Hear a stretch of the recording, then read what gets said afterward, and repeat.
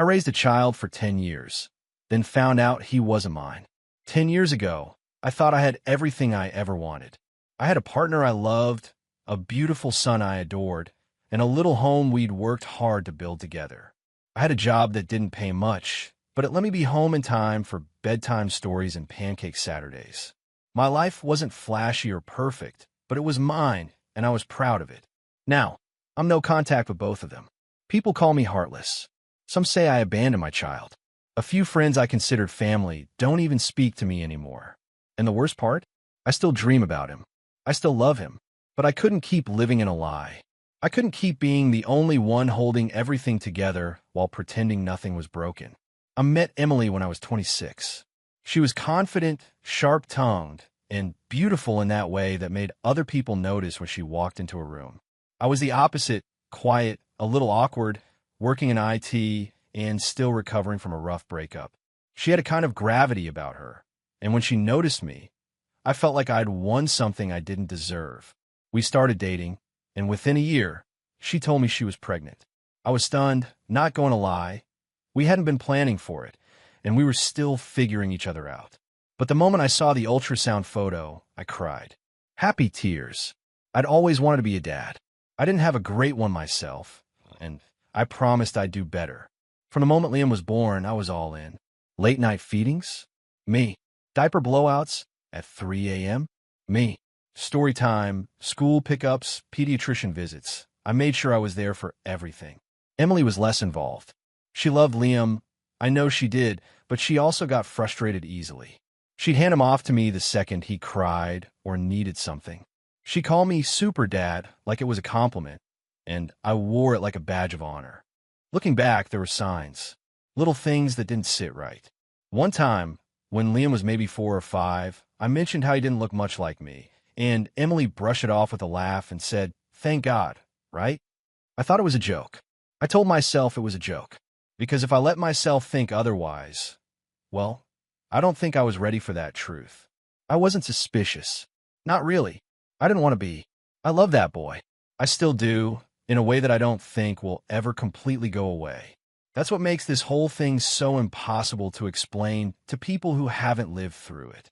Because I was a dad for 10 years. And then, in one brutal moment, I wasn't. Liam was 10 when it all came crashing down. It was a Sunday afternoon in early spring. He had been riding his bike with some friends a few blocks away when one of them dared him to jump a curb. He hit it wrong and flipped over the handlebars. He ended up with a mild concussion and a fractured wrist. Not life-threatening, but enough to rush him to the emergency room. At the hospital, they needed to run some blood work before sedation for the setting of his bone. A nurse casually asked if Liam's blood type was A positive, like mine. I said yes. At least I thought so. I remembered Emily saying that once when he was little. But then the nurse came back looking puzzled. "Sorry," she said. "The system says his blood type is AB. Are you sure you're his biological father?" My stomach dropped. I laughed nervously and told her yes, of course. I had been there since day one, for God's sake. She said something about rechecking the labs and left it at that. But something had cracked open. Later, while we waited for the cast, the doctor mentioned they had double-checked everything. And yes, Liam's blood type was AB. I asked what Emily's type was. O positive, like her mom. I asked again, could a child of O and a blood types be AB? The doctor hesitated. "No," she said. "That would only be possible if both parents were AB or carried the B gene." I felt like I'd been punched. I went cold. My fingers went numb. I kept blinking, waiting for the moment to reset like a bad dream. Emily was there, scrolling on her phone, totally calm. I stared at her. She noticed and said, "What?" I asked her what Liam's blood type was. She froze. That was all I needed to see. Later that night, after we got Liam settled and I put him to bed, I asked her again. This time, I didn't back down. "I need you to tell me the truth. Is Liam mine?" Her eyes welled up. She didn't speak for a long time. Then she sat down on the edge of the bed and covered her face. "I don't know for sure," she said quietly. "I don't think so." Those words cracked me open like glass. 10 years. 10 birthdays. 10 Christmases. 10 years of being told I was his world, and he was mine. I felt like I couldn't breathe. She admitted she had cheated early in our relationship. Just once, according to her. She was unsure who the father was, but said she just knew I would be a better dad, that I'd be more stable, that I was safer. She said she never told the other guy, that she made a decision to raise Liam with me because she didn't want him growing up with someone unreliable. So you lied, I said. You took that choice from me. Her reply, but look how good you are with him. Doesn't that matter more? I didn't yell. I didn't scream. I just walked into our bedroom, closed the door, and cried harder than I have in my entire life. Not just out of betrayal, but loss. Because I knew in that moment, nothing would ever be the same again. Over the next few days, I barely slept. I moved into the guest room. I barely spoke to Emily except to coordinate Liam's care. I scheduled a private paternity test, just to be sure. 2 weeks later, the results came in. 0% probability of paternity. I stared at that number for hours. I thought I might puke. Emily tried to hug me when I told her. I pushed her away. I love him like he was mine, I said. You let me live a lie. She didn't even deny it. She just cried and said she thought she was doing what was best. That I was already his father, DNA or not. That I couldn't just walk away now. But something in me had shattered. I wasn't angry, not at first. Just hollow, like the foundation of my life had been pulled out from under me. I didn't leave right away. I didn't want to hurt Liam. But every time I looked at him, I saw a lie. Not him. He was innocent. But what he represented. A life I had given everything to that had been stolen from me before it even started. Well, I told a few close friends. Most were shocked. Some were sympathetic. But more than a few said, but he's still your son, right? I didn't know how to answer. Because no, he wasn't. Not anymore. And yet, part of me still wanted to protect him from the fallout. The weeks after the test were a blur. I stayed in the house for Liam's sake. I didn't want him to see me packing up and leaving without understanding why. I couldn't tell a 10-year-old boy that the only dad he'd ever known was never really his. I didn't want to traumatize him, but I also couldn't pretend everything was okay. I started sleeping on the couch. I avoided meals with Emily. Every time she tried to talk, I shut her down. She began acting like I was the one destroying the family. You're overreacting, she said one night. You're going to walk out on your son just because of a technicality? A technicality. That's what she called it. When I finally told her I was leaving, she broke down sobbing. Not for me. She never once said she was sorry for what she did to me. She only said, what am I supposed to tell Liam?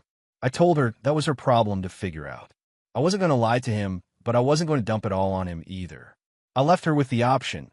Either we explain it together when he's older, or she does it herself. She refused, said it would ruin his life. Instead, she ruined mine. While I moved out, I assumed I'd still see Liam regularly. I told her I wanted to keep being there for him, at least until we could figure out a longer-term plan. But Emily flipped the narrative overnight.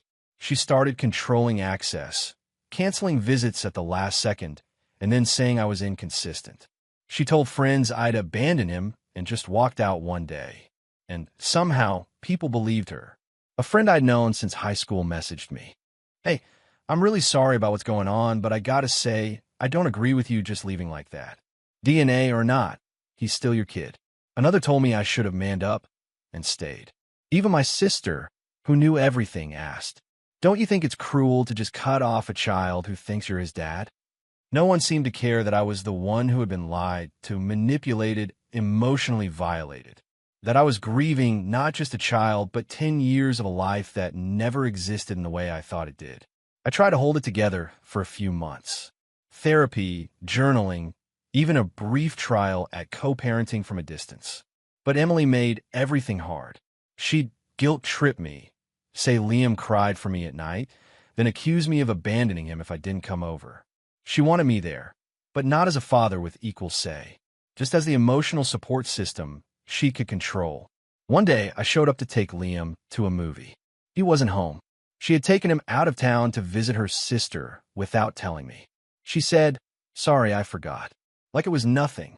I sat in my car for 30 minutes after that, just staring, feeling hollow, like I didn't exist anymore in the life I'd poured myself into. I cried so hard I could barely breathe. That was the moment I decided I couldn't do it anymore. I called her and told her I was done. I couldn't keep being part of a lie. I couldn't be half in, half out. It wasn't fair to me, And ultimately, it wasn't fair to Liam either. She screamed at me, said I was abandoning him, said I was choosing my pride over my family. But she had made that choice the day she decided to lie about who his father was. In the months after I went no contact, things got worse before they got better. People stopped returning texts. I wasn't invited to mutual gatherings. A few mutual friends blocked me outright. I had to hear through the grapevine that Emily was telling people I ran away when things got hard, that I left my son like trash on the side of the road. My own mother was heartbroken. She loved Liam like a grandchild. But even she said, I just don't understand why you can't be his dad anyway. No one seemed to understand what I had lost. It wasn't just about the betrayal. It was about the fact that I had built my entire identity, my self-worth, my values around being a father. And in a moment, I found out that role had been built on a foundation of lies.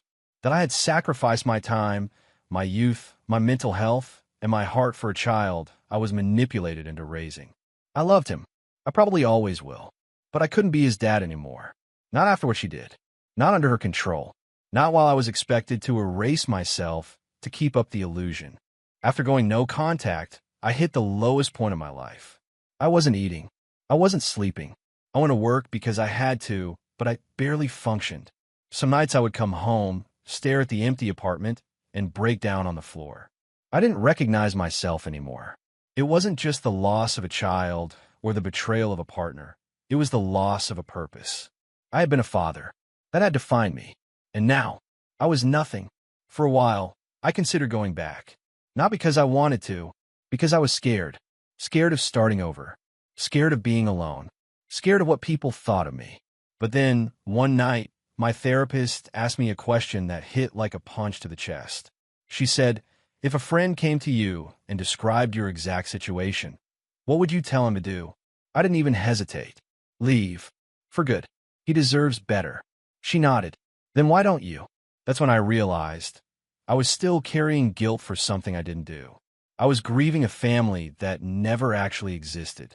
The truth was, I had done everything right. I had loved fully, worked hard, sacrificed, stayed loyal, showed up, and still got discarded like a spare part. So I stopped apologizing. I started focusing on myself for the first time in over a decade. I switched therapists to someone who specialized in betrayal trauma. I joined a men's support group, not just about cheating, but for fathers dealing with parental alienation and emotional abuse. It shocked me how common my story was. There were other men who had raised kids they later found out weren't theirs. Other men whose partners had manipulated them into staying quiet for the sake of the child. Some who were still in court trying to untangle the mess. Some who, like me, had walked away but were called monsters for it. Talking to them helped me feel sane again. Heard. Validated. For the first time in months, I didn't feel crazy for being angry or ashamed for grieving a child who never should have been mine. I began setting goals. Little ones, at first, go to the gym 3 times a week. Make dinner from scratch once a week. Take a weekend hike. Reconnect with my sister, who had finally come around and apologized for not understanding sooner. I started painting again, something I hadn't done since college. Eventually, I got a promotion at work.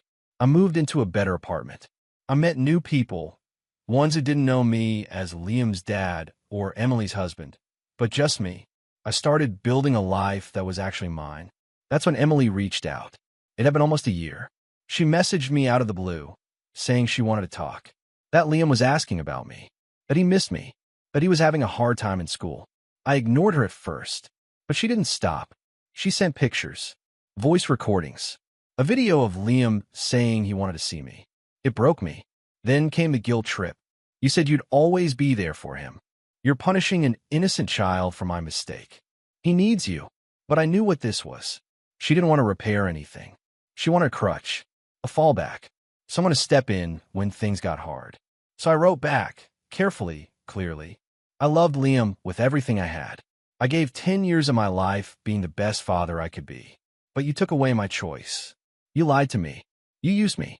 And now you want me to step back into that role without ever acknowledging what you did. That's not love. That's control. If Liam ever wants to reach out when he's older, and he chooses to find me, I'll be here. but I will not continue a relationship under your terms or your narrative. She didn't respond. A few weeks later, a mutual friend told me Emily had finally admitted what happened. She had told her family that I wasn't Liam's father, that she didn't know who was. Apparently, she had even tried to contact the other man, who wanted nothing to do with her or the child. For the first time, people started apologizing to me. One friend messaged, "I didn't get it before. I do now. I'm so sorry." Another said, "You did everything right, man. She screwed all up. It didn't fix everything. It didn't erase the pain, but it helped. It gave me a piece of my dignity back. I'm not bitter anymore. I still think of Liam. I still miss him sometimes. I don't know if I'll ever see him again. I hope he grows up happy. I hope he's safe. I hope one day, if he learns the truth, he understands that I didn't leave because I stopped loving him. I left because I had to start loving myself. It's been 3 years since I walked out of that house. 3 years since I found out the boy I raised as my own wasn't mine. 3 years since I stopped being dad. 3 years since the world I built with so much care collapsed under the weight of one decision I never got to make. And yet, I'm still here. I didn't think I would be okay. I truly didn't. There were nights I thought the pain would kill me. Nights where I couldn't see a future. I questioned everything. My judgment, my worth, my manhood. I felt like a fool. Like I had wasted a decade of my life on a lie. But I've learned that surviving betrayal isn't about forgetting or pretending it didn't matter. It's about rebuilding around the scars. Stronger, wiser, more awake. For a long time, I saw myself as the victim. And I was deceived, manipulated, used. But victimhood is not where I wanted to live. I want to grow. I didn't want Emily to be the central character in my story anymore. And I didn't want the most defining part of my life to be what was taken from me. So I stopped waiting for apologies that would never come. I stopped arguing with people who would never understand. I stopped checking her social media. I stopped chasing ghosts. And I started building something better. I've since met someone new. We took things slow, very slow. She knows my history. She knows about Liam. She didn't flinch when I told her. Instead, she looked me in the eyes and said, "That makes you stronger, not weaker." We don't have kids yet, but we've talked about it. And this time, when it happens, it will be real. No secrets, no lies, no silent, festering betrayals buried under a fake happy home. I'll go into it with eyes wide open, knowing who I am and what I deserve. I've also learned that you can love someone and still walk away. That sometimes the kindest thing you can do for yourself is to let go of the thing you've been clinging to out of fear. That letting go doesn't mean you didn't care. It means you finally do. I think about Liam sometimes. I wonder what he knows, what he's been told, if he thinks I abandoned him, if he hates me, if he remembers the nights I read to him until he fell asleep, or the science fair we built a volcano for, or how I carried him on my shoulders during fireworks when he was 5. I hope he does. I hope that one day, if he ever reaches out, we can talk, not as father and son, but as two people who went through something neither of us asked for. And if he never does, that's okay too. I've made peace with the fact that not every story has a happy ending, but that doesn't mean you can't find happiness after the ending. This experience broke me, but it also stripped away every illusion, every comforting lie, and left behind something solid, unshakable. I now know who I am. I'm a man who shows up, who gives his whole heart, who doesn't lie, cheat, or manipulate, who loved a child fully, even after learning the truth, who walked away, not because he stopped caring, but because he finally started caring about himself. And I can live with that. If you take anything from my story, let be this. Don't ever let someone tell you that being betrayed is your fault. Don't let anyone shame you for protecting your heart after it's been shattered. And most of all, don't be afraid to start over. You owe it to yourself to choose peace over chaos, truth over comfort, and freedom over false loyalty. I did, and I'm finally free. If you enjoyed the video, please subscribe to the channel and hit the like button.